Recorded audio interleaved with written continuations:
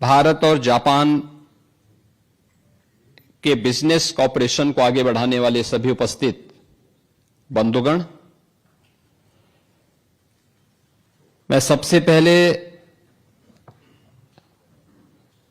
इस पावन धरा को, जो धरा अपने आप को लैंड ऑफ द सनराइज के रूप में विख्यात है, मैं उसको नमन करता हूं और आप सभी का इस कार्यक्रम में उपस्थित होने के लिए हृदय से अभिनंदन करता हूं। भारत और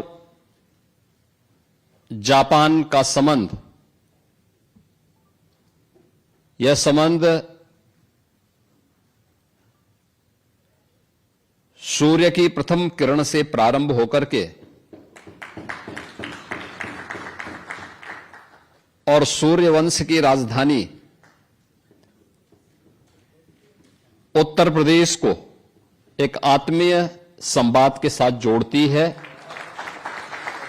और उसी संवाद की कड़ी को आगे बढ़ाने के लिए भारत के यशस्वी प्रधानमंत्री आदरणीय श्री नरेंद्र मोदी जी के मार्गदर्शन में भारत आज जिन ऊंचाइयों को प्राप्त कर रहा है,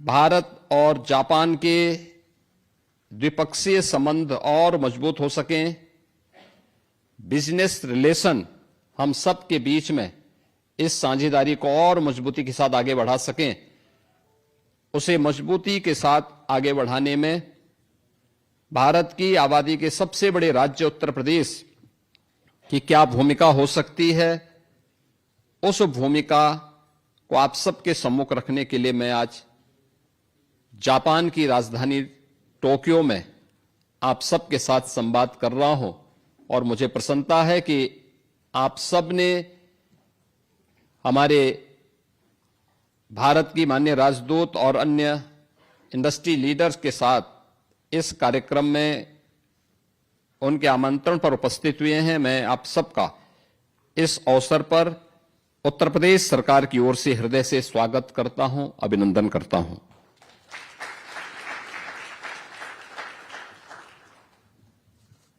मित्रों, आप सब जानते हैं कि उत्तर प्रदेश सूर्यवंश के राजा भगवान श्री राम की पावन जन्मस्थली है और इसी परंपरा को आगे बढ़ाने वाले भगवान बुद्ध की भी पावन धरा उत्तर प्रदेश है। भगवान बुद्ध से जुड़े हुए दुनिया के अंदर सर्वाधिक महत्वपूर्ण स्थल उत्तर प्रदेश में ही स्थित है। उनका जो राज्य था कपिलवस्तु, वह उत्तर प्रदेश में है। उन्होंने प्रथम उपदेश जिस पावन धरा पर दिया था वह सारनाथ उत्तर प्रदेश में है। महात्मा बुद्ध ने सर्वाधिक चातुर्मास जिस धरती पर व्यतीत किए थे वह श्रावस्ती उत्तर प्रदेश में है।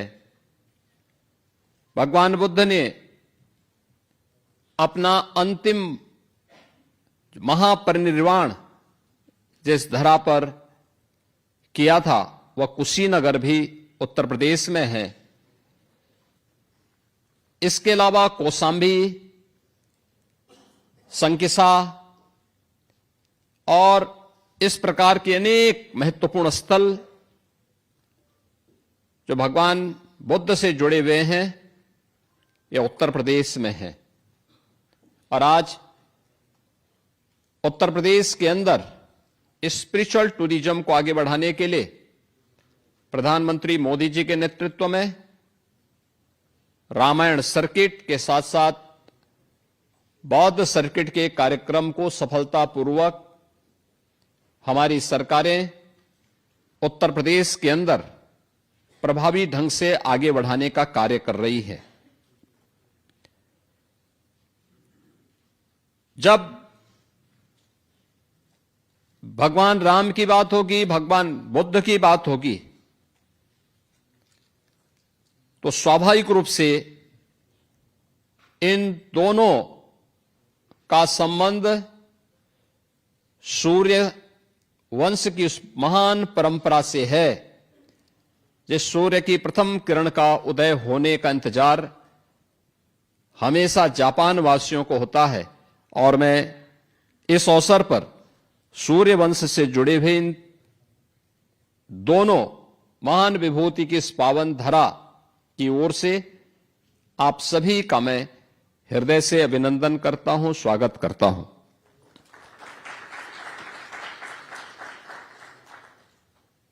मुझे प्रसन्नता है कि भारत के यशस्वी प्रधानमंत्री श्री नरेंद्र मोदी जी की गत वर्ष की यात्रा के उपरांत भारत और जापान के बीच में अनेक मुद्दों पर एक दूसरे के सहयोग के कार्यक्रम आगे बढ़े हैं। और उत्तर प्रदेश की जब मैं बात करता हूं तो भारत की आबादी का सबसे बड़ा राज्य उत्तर प्रदेश है। भारत की आबादी का 25 करोड़ की आबादी अकेले उत्तर प्रदेश में निवास करती है। जितनी बड़ी आबादी है उतनी ही बड़ी चुनौतियां भी हैं, और जितनी बड़ी चुनौतियां हैं उतनी बड़ी संभावनाएं भी उत्तर प्रदेश के अंदर हम सबको देखने को मिलती है। और उन संभावनाओं को जमीनी धरातल पर उतारने का पिछले 9 वर्ष के अंदर हमें सौभाग्य प्राप्त हुआ है। आज उसका परिणाम हम सबके सामने है। पिछले 9 वर्ष में भारत के अंदर सबसे तेज गति से बढ़ने वाले राज्य के रूप में, आर्थिक रूप से आगे बढ़ने वाले राज्य के रूप में उत्तर प्रदेश ने अपने आप को स्थापित किया है। और 9 वर्ष में उत्तर प्रदेश ने अपनी अर्थव्यवस्था को 3 गुना करने में सफलता प्राप्त की। प्रति व्यक्ति आय को लगभग 3 गुना करने में सफलता प्राप्त की। भारत की अर्थव्यवस्था में कभी उत्तर प्रदेश एक बीमारू राज्य माना जाता था। आज उत्तर प्रदेश बीमारू राज्य नहीं, बल्कि भारत की इकोनॉमी का ब्रेक थ्रू बनकर के एक ग्रोथ इंजन के रूप में भारत के विकास में अपना योगदान देने के लिए पूरी मजबूती के साथ खड़ा है। आबादी बड़ी है, लेकिन उत्तर प्रदेश की भूमि उतनी ही उर्वरा भी है। भारत की कुल कृषि योग्य भूमि का केवल 11% उत्तर प्रदेश के पास है, लेकिन भारत के खाद्यान्न उत्पादन का उत्तर प्रदेश 21% उत्पादन अकेले उत्तर प्रदेश करता है। यानी भारत का फूड बास्केट के रूप में उत्तर प्रदेश जाना जाता है। स्वाभाविक रूप से उत्तर प्रदेश के अंदर इस फील्ड में वैल्यू एडिशन की अनंत संभावनाएं हैं। खाद्यान्न के सीड से लेकर के उसे बाजार तक पहुंचाने के लिए, बीज से लेकर बाजार तक की इस प्रक्रिया में जुड़ने, उसके पैकेजिंग के लिए, इन सभी प्रक्रियाओं को आगे बढ़ाने में एक बड़ी भूमिका का निर्वहन कंपनियों के माध्यम से वहां पर किया जा सकता है। फूड प्रोसेसिंग की अनंत संभावनाएं यूपी के अंदर है। उन संभावनाओं को वेयर हाउसिंग एंड लॉजिस्टिक की नई संभावनाओं को भी उत्तर प्रदेश आगे बढ़ाता है। भारत के अंदर सबसे अधिक जल संसाधन वाला राज्य भी उत्तर प्रदेश है। यानी जल संसाधन आज के दिन पे, और मीठा जल, यह जल इतना मीठा है कि उस जल का उपयोग हम न केवल एग्रीकल्चर के लिए बल्कि ग्रीन हाइड्रोजन के निर्माण में भी और अन्य महत्वपूर्ण कार्यक्रमों को आगे बढ़ाने में भी हम उसका उपयोग कर सकते हैं। पंप स्टोरेज की स्कीम को भी आगे बढ़ाने में इन सभी संसाधनों का बेहतर उपयोग हो सकता है। उत्तर प्रदेश की आवश्यकता को ध्यान में रखते हुए हम लोगों ने उत्तर प्रदेश के अंदर ये 25 करोड़ की जो आबादी है, इस 25 करोड़ की आबादी में 56% आबादी ऐसी है जिस आबादी में जो आबादी वर्किंग फोर्स है, यानी युवा है, कार्य करने के लिए किसी भी फील्ड में स्किल मैन पावर की आपूर्ति करने में सदैव आपको उपलब्ध हो सकता है सस्ता और अच्छा मैन पावर। हर एक सेक्टर का उत्तर प्रदेश के अंदर आज के दिन पर उपलब्ध हो सकता है। उत्तर प्रदेश ने इस दिशा में उन सभी आकांक्षाओं की पूर्ति के लिए इंफ्रास्ट्रक्चर पर ध्यान दिया। पिछले 9 वर्ष के अंदर अनेक एक्सप्रेसवे उत्तर प्रदेश के अंदर स्थापित हुई। यह एक्सप्रेसवे जो पहले उत्तर प्रदेश का शेयर जिसमें बहुत कम हुआ करता था, आज भारत की एक्सप्रेसवे की 95% अकेले उत्तर प्रदेश के पास है। भारत का सबसे बड़ा रेल नेटवर्क उत्तर प्रदेश के पास है। भारत के अंदर eastern and western dedicated freight corridor का जंक्शन उत्तर प्रदेश के पास है। एक्सप्रेस हाईवे पर उत्तर प्रदेश सरकार के द्वारा 27 ऐसे इंडस्ट्रियल पार्क डेवलप करने की कार्रवाई प्रारंभ की गई है और मैं आमंत्रित करूंगा जापान के अपने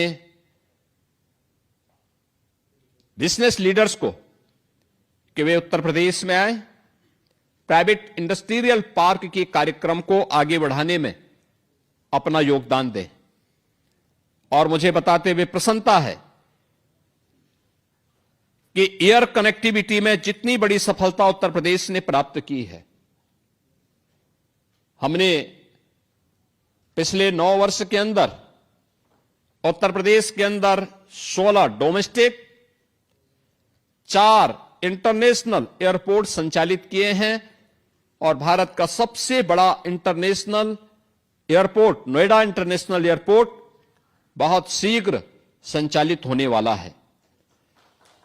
नोएडा इंटरनेशनल एयरपोर्ट के पास ही हम लोगों ने जापान के निवेशकों के लिए जापान इंडस्ट्रियल सिटी के निर्माण की कार्रवाई को भी आगे बढ़ाया है, जिसके लिए 500 एकड़ की भूमि वहां पर आवंटित भी की है। चाहे वह जेवर नोएडा इंटरनेशनल एयरपोर्ट हो या फिर अन्य महत्वपूर्ण एक्सप्रेस हाईवे के पास बनने वाले इंडस्ट्रियल क्लस्टर, इन सब में निवेश की अनंत संभावनाएं हैं और जापान से जुड़ी हुई तमाम कंपनियों ने उत्तर प्रदेश के अंदर अपना निवेश किया है।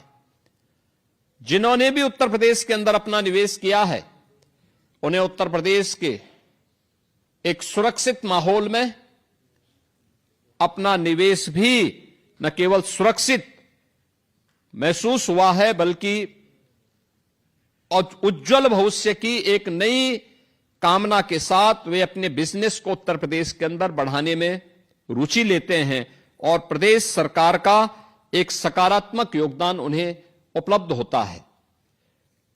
हमारे पास 34 से अधिक सेक्टोरल पॉलिसीज है और इन सेक्टोरल पॉलिसीज के माध्यम से हम उत्तर प्रदेश के अलग अलग सेक्टर में जो निवेश की अनंत संभावनाएं हैं, इन्हें आगे बढ़ाने का काम कर रहे हैं। उत्तर प्रदेश आज के दिन पे भारत के मोबाइल मैन्युफैक्चरिंग का 55% अकेले उत्तर प्रदेश मैन्युफैक्चर कर रहा है। इलेक्ट्रॉनिक कंपोनेंट का 60% मैन्युफैक्चरिंग उत्तर प्रदेश के अंदर होता है। स्वाभाविक रूप से इसके लिए लॉजिस्टिक एंड वेयर हाउसिंग की आवश्यकता है। इसके लिए भी हमारी डेडिकेटेड पॉलिसी उत्तर प्रदेश के अंदर वर्तमान में कार्य कर रही है। उत्तर प्रदेश के अंदर डाटा सेंटर क्लस्टर के निर्माण की कार्रवाई, कई प्रस्ताव हमारे पास डाटा सेंटर स्थापित करने के प्राप्त हुए हैं। सेमीकंडक्टर के क्षेत्र में आपने देखा होगा, अभी कुछ दिन पूर्व भारत के आदरणीय प्रधानमंत्री श्री नरेंद्र मोदी जी के द्वारा उत्तर प्रदेश में नोएडा इंटरनेशनल एयरपोर्ट के पास ही एक सेमीकंडक्टर यूनिट की आधारशिला रखी गई है। इन सभी सेक्टर्स में जो संभावनाएं उत्तर प्रदेश के अंदर हैं, उन संभावनाओं को आगे बढ़ाने के लिए और आप सब के सहयोग को प्राप्त करने के लिए आज हम सब यहां पर आपके सामने उपलब्ध हुए हैं। उत्तर प्रदेश में आपका निवेश इसलिए भी सुरक्षित है और आपके लिए भी सुखद अनुभूति का क्षण उपलब्ध कराता है, क्योंकि उत्तर प्रदेश में एक सुरक्षित वातावरण है, स्केल है, तो उस स्केल को स्किल में बदलने की सामर्थ्य भी है, स्टेबिलिटी है, स्पीड है। ये सभी कुछ आपको उत्तर प्रदेश के अंदर देखने को मिलेगा। यानी पर्याप्त मात्रा में यंग वर्कफोर्स इंडस्ट्री में कार्य करने के लिए वहां पर आपको उपलब्ध हो सकता है। किसी प्रकार की कोई समस्या नहीं। हर इंडस्ट्रियल पार्क के लिए 4 लेन की कनेक्टिविटी, पर्याप्त मात्रा में ऊर्जा की आपूर्ति उत्तर प्रदेश के अंदर आज के दिन पर उपलब्ध करवाई जा रही है। 75,000 एकड़ का हमारे पास व्यापक लैंड बैंक है। ये लैंड बैंक न केवल एनसीआर में बल्कि एक्सप्रेस हाईवे के साथ ही बुंदेलखंड में भी झांसी के पास 56,000 एकड़ में हमारा नया इंडस्ट्रियल सिटी का निर्माण बीडा के नाम पर वर्तमान में प्रारंभ हुआ है। इन्हें हम आगे बढ़ाने का कार्य कर रहे हैं। आज प्रदेश के अंदर बेहतर कानून व्यवस्था का ही परिणाम है कि हमें अभी 2023 में हम लोगों ने उत्तर प्रदेश का ग्लोबल इन्वेस्टर समिट किया था। ग्लोबल इन्वेस्टर समिट में उत्तर प्रदेश को देश और दुनिया से आए हुए निवेशकों के माध्यम से 40 लाख करोड़ रुपए के निवेश के प्रस्ताव प्राप्त हुए थे और 40 लाख निवेश के प्रस्तावों में से अब तक 15 लाख करोड़ रुपए के निवेश के प्रस्तावों को जमीनी धरातल पर उतारने में हमें सफलता प्राप्त हुई है। 7 लाख करोड़ के निवेश के प्रस्ताव अभी हमारे पाइपलाइन में हैं और बहुत शीघ्र जब भी हमारी ग्राउंड ब्रेकिंग होगी, उस ग्राउंड ब्रेकिंग सेरेमनी में हमें 7 लाख करोड़ रुपए के नए निवेश के प्रस्तावों को भी जमीनी धरातल पर उतारने में हमें सफलता प्राप्त होगी।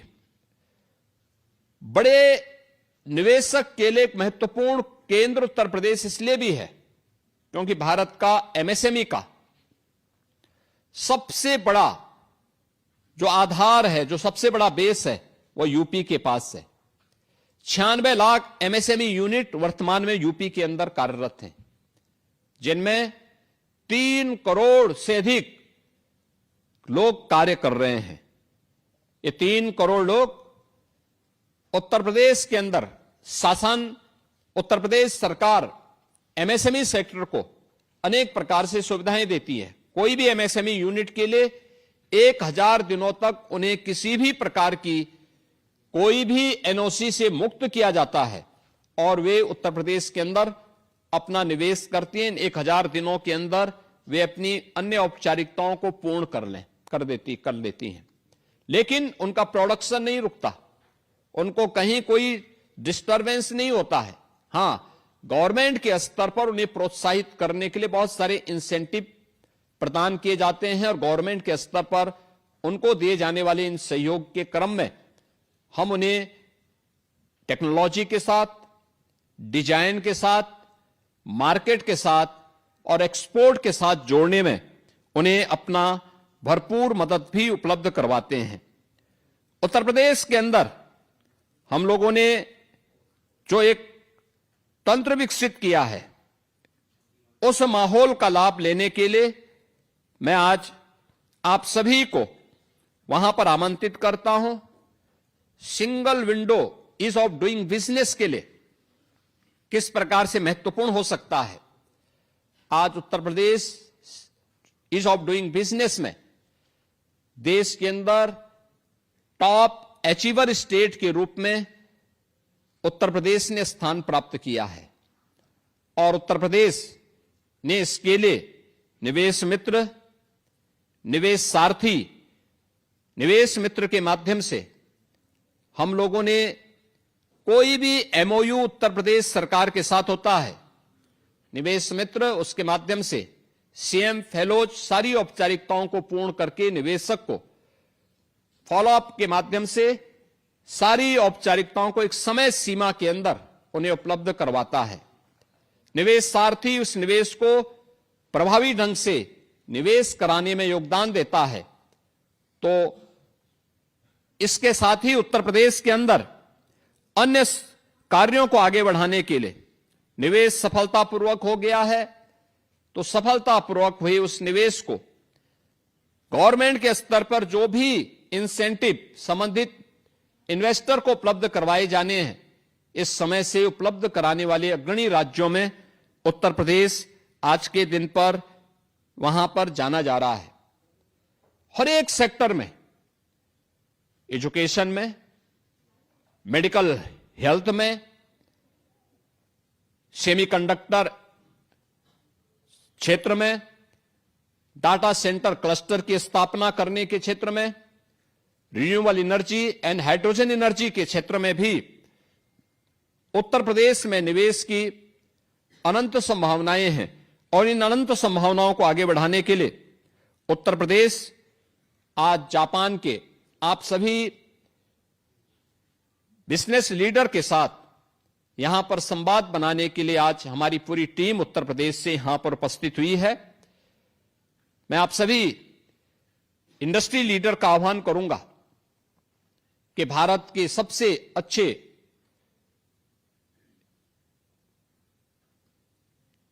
इन्वेस्टमेंट के ड्रीम डेस्टिनेशन के रूप में आज जाने जाने वाले उत्तर प्रदेश के अंदर आप लोग अपना निवेश करें।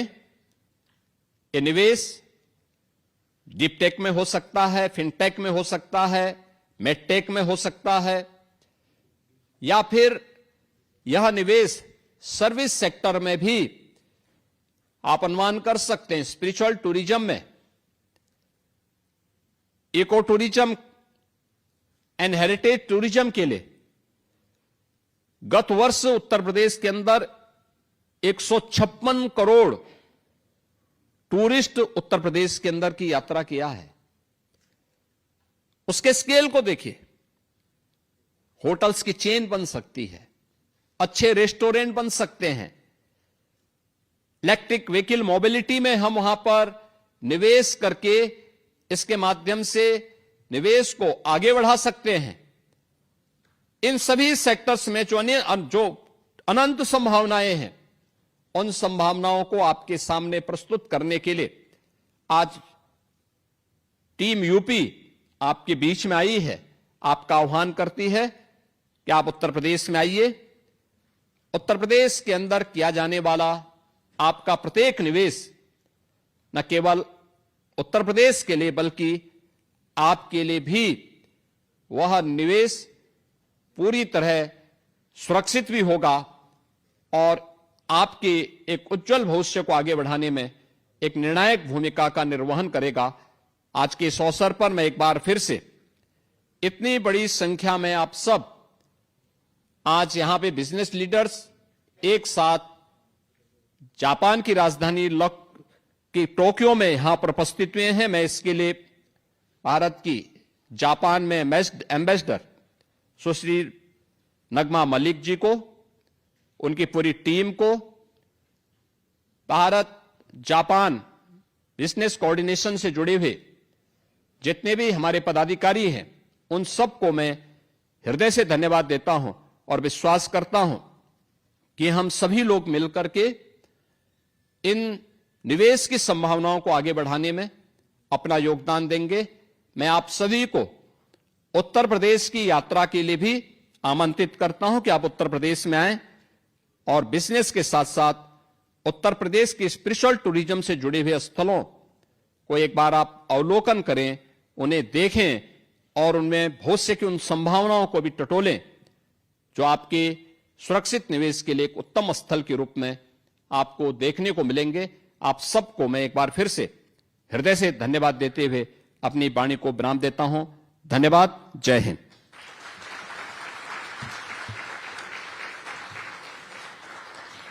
Dhanyawad, Yogi Ji. Now we will conclude the event on Celebrate India-Japan